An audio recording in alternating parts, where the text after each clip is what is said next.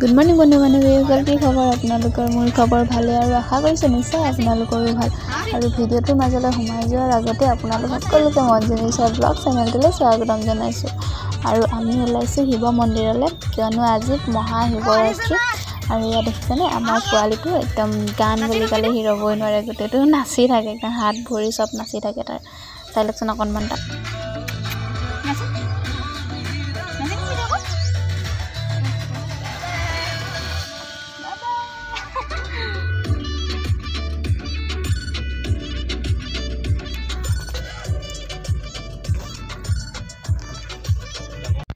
আৰু আমি লাহে লাহে আহি পাই গ'লোহি শিৱ মন্দিৰ। ঘৰৰ ওচৰতে আছে শিৱ মন্দিৰ।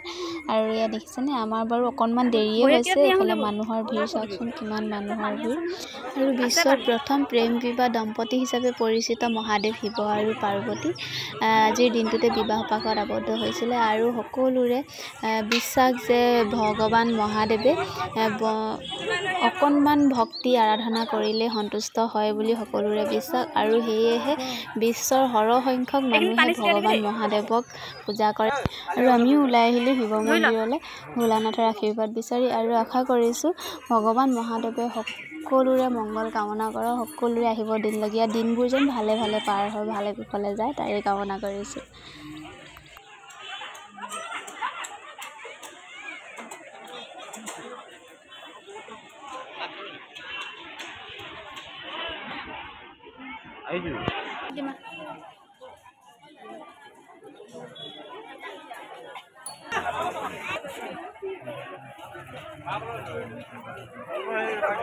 আৰু বলক এতিয়া আমি ধূপ চাকি জ্বলাই লওঁ।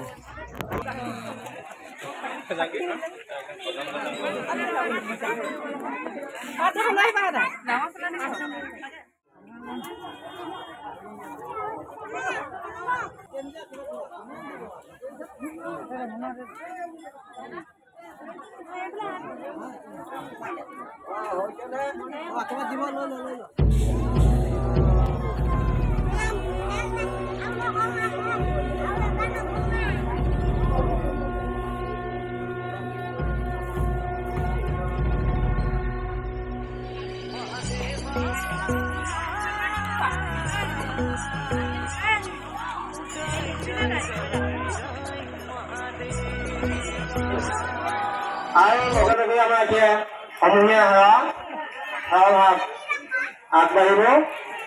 আৰু ৰাইজে আহি ইয়াত সেৱা ল'বৰ কাৰণে আমি অনুৰোধ জনাইছোঁ। ধন্যবাদ।